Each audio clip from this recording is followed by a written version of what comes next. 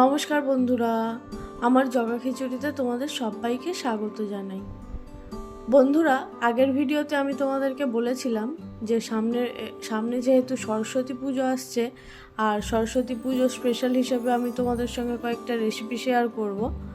তো আগের দিন আমি তোমাদের সঙ্গে ভোগের খিচুড়ির সাথে খিচুড়ির রেসিপি শেয়ার করেছিলাম, আর আজকে আমি তোমাদের সঙ্গে শেয়ার করব বাসন্তী পোলাওয়ের রেসিপি।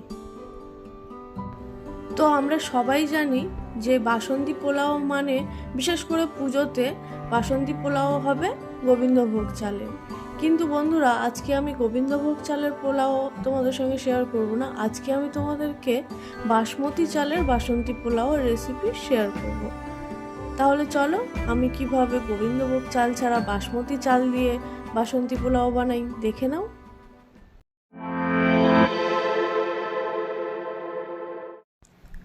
বাসন্তী পোলাওয়ের জন্য এক বাটি অর্থাৎ 200 গ্রাম বাসমতি চাল নিয়েছি। বাটি মেপে কেন চালটা তোমাদেরকে দেখালাম সেটা পরে বলছি। আগে আমি চালটাকে ধুয়ে ভালো করে পরিষ্কার করে নেব। এমনভাবে ধুতে হবে যেন জলের নিচে থেকে চালটা পরিষ্কার দেখা যায়। বন্ধুরা দেখো, আমি চালটা খুব ভালোভাবে ধুয়ে নিয়েছি, জলটাও কিন্তু উপরে পরিষ্কার বোঝা যাচ্ছে। এখন এই চালটাকে আমি আধ ঘন্টা মতো ভিজিয়ে এইভাবে রেখে দেব। চালটা কিন্তু জলে একটু ভিজিয়ে রাখলে চালটা যখন সিদ্ধ হবে তখন না চালটা বেশ বাড়ে ভালো।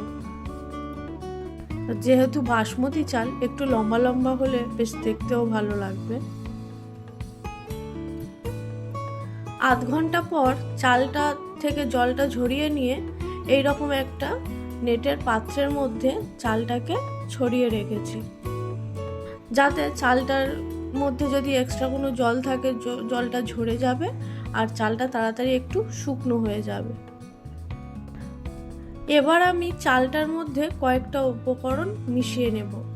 সেই জন্য 2 টেবিল চামচ ঘি আমি গলিয়ে রেখেছি। এখন এই ঘিটার মধ্যে 1 চা চামচ হলুদ গুঁড়ো দিয়ে দেব। হলুদটাকে ঘিয়ের মধ্যে খুব ভালোভাবে মিশিয়ে নেব।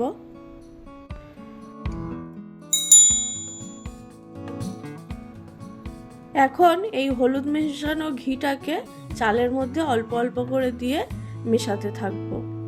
বন্ধুরা, তোমরা চাইলে কিন্তু ঘিটা না গলিয়েও ব্যবহার করতে পারো, তবে আমার মনে হয় ঘিটা গলিয়ে তার মধ্যে হলুদটা ভালোভাবে আগে মিশিয়ে নিলে হলুদের রঙটা চালের মধ্যে ভালোভাবে আসবে।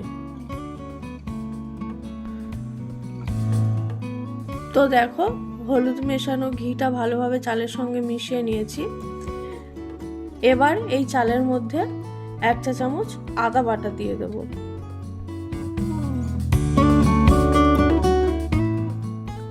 আদাটা দিয়েও চালটার সঙ্গে ভালোভাবে মিশিয়ে নেব। চালটার মধ্যে সমস্ত উপকরণ বেশ ভালোভাবে মিশিয়ে নিচ্ছি। এখন পোলাওটা রান্না করব।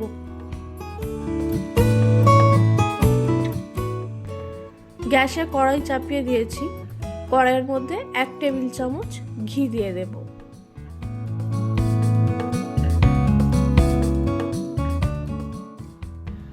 ঘিটা গরম হলে ঘিয়ের মধ্যে 4টে এলাচ, 4টে লবঙ্গ ও 1 টুকরো দারচিনি ফোড়নে দেব, আর দেব একটা তেজপাতা। গোটা গরম মশলাটা থেকে সুন্দর গন্ধ বেরোলে ওর মধ্যে দিয়ে দেব 1 টেবিল চামচ আধখানা করে রাখা কাজু। কাজুটা একটু নাড়িয়ে চাড়িয়ে নিয়ে দিয়ে দেব 1 টেবিল চামচ মতো কিশমিশ।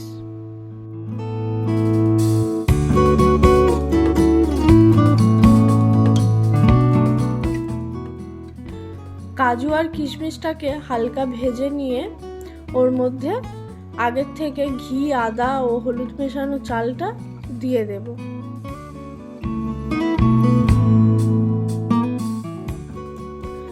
চালটা দিয়ে মিনিট খানেক মতো ভেজে নেব। চালটা একটু ভেজে নিলে কি হবে, যে হলুদ আর আদাটা মিশিয়েছিলাম তার তো একটা কাঁচা গন্ধ আছে, কাঁচা গন্ধটা চলে যাবে।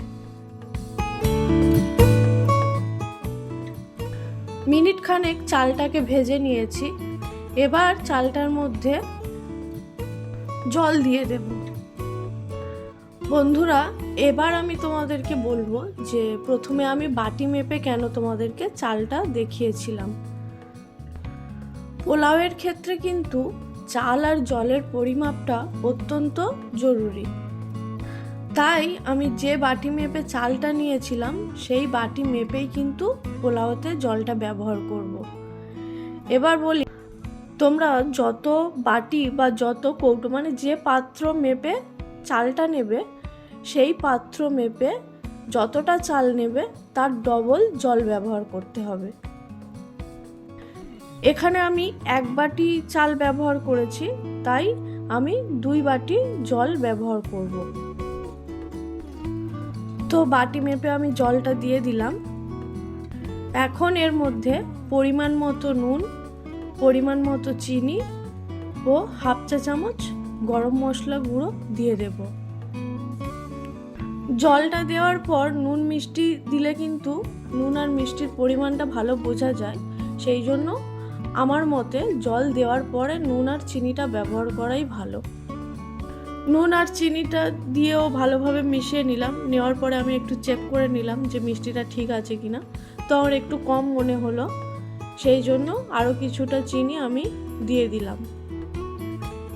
বন্ধুরা, তোমরা কিন্তু তোমাদের পছন্দ মতো চিনি ব্যবহার করো, কারণ সবাই তো একই রকম মিষ্টি পছন্দ করে না। তোমরা যে যেমন মিষ্টি পছন্দ করো সেইভাবে চিনিটা ব্যবহার করো। তো যাই হোক, জলটা ফুটে গেছে। এখন ঢাকনা বন্ধ করে গ্যাসের ফ্লেমটা একদম লোতে করে দেব।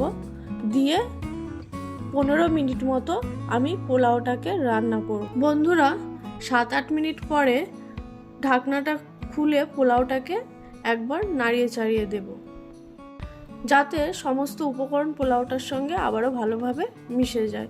কারণ জল দেওয়ার ফলে সব মশলা উপরে উঠে গেছিলো, তো সব মশলাগুলো ধারে ধারে চলে এসছে। একবার মিশিয়ে দিলে ভালোভাবে সব পোলাওর সঙ্গে মিশে যাবে।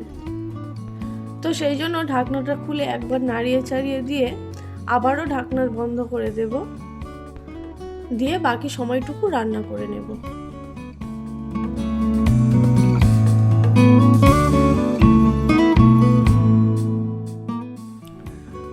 আবারও 5 থেকে 7 মিনিট পর ঢাকনাটা খুলে দিলাম।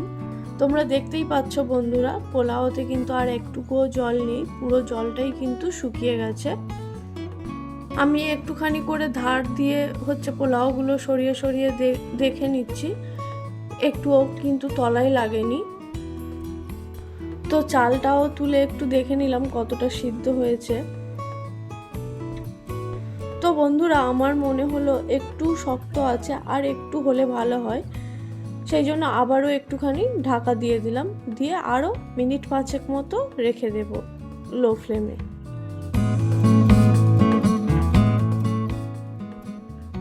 আরও 5 মিনিট ঢাকা দিয়ে লো ফ্লেমে রেখে দিয়েছিলাম। তো এখন দেখো বন্ধুরা, পোলাওটা কিন্তু আমার একদম রেডি। আমি তোমাদেরকে দেখিয়ে দিচ্ছি, ভাতটাও কত সুন্দর সিদ্ধ হয়ে গেছে আর কতটা ঝরঝরেও হয়েছে। বন্ধুরা, এখন কিন্তু খুব বেশি নাড়াচাড়া করা যাবে না, বেশি নাড়াচাড়া করলে সব ভাত কিন্তু ভেঙে যাবে। এটা কিন্তু ঠান্ডা হওয়ার পরে আরও একটু ঝরঝরে হয়ে যাবে। তো আমি সেই জন্য এটাকে এখন ঢাকা দিয়ে বেশ কিছুক্ষণ রেখে দেব। একটু ঠান্ডা হয়ে যাওয়ার পর তোমাদেরকে সার্ভ করে দেখাবো।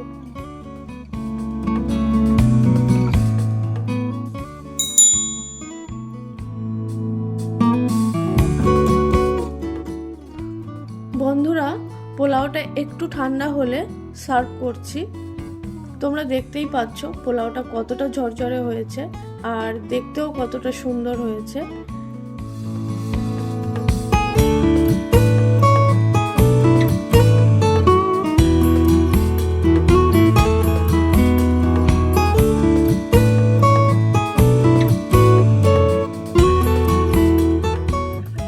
এই সুন্দর ঝরঝরে পোলাওয়ের সঙ্গে যদি এরকম সুন্দর নিরামিষ আলুর দম থাকে তাহলে কিন্তু জাস্ট জমে যাবে, তাই না বন্ধুরা?